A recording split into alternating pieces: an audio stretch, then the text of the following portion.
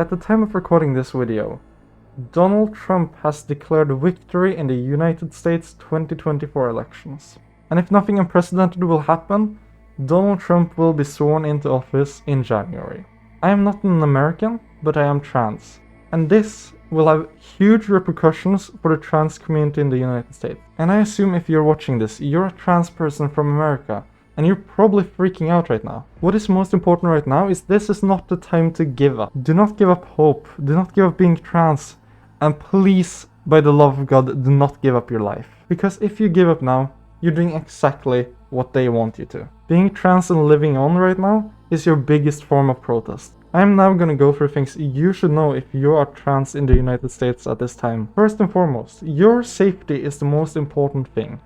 Your safety and the safety of your loved ones. You will have to make some choices that protect your safety, and these depend on where you are from in the United States. You probably want to live a place where being trans is legal the longest time possible. If you live in a deep red state, or just a red state in general, it might be time to move.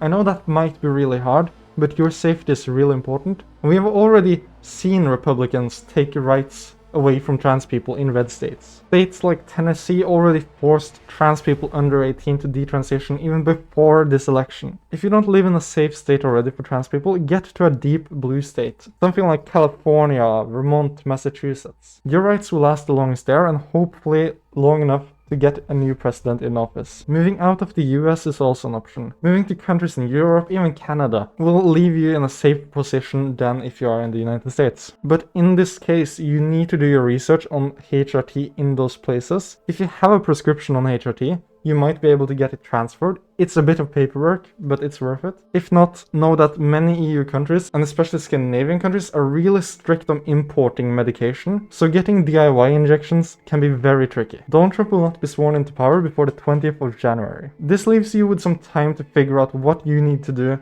and how to do it before anything bad happens. If you somehow can't get to a safe state and still want to go through with your transition, I urge you to transition secretly until you pass. I know that sucks, but we have seen cases of violence towards trans people in those states. And with the demonizing of trans people that the Republican Party is doing, it won't be safe to transition openly in many states. I'm not gonna ask you to subscribe this time.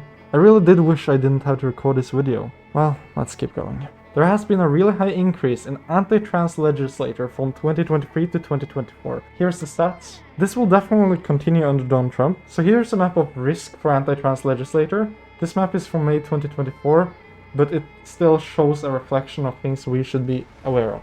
I know this might be very harsh, but from my perspective, looking at recent history like January 6, and older history like the KKK and what they used to do, if I was trans in the US now, I would get one of these.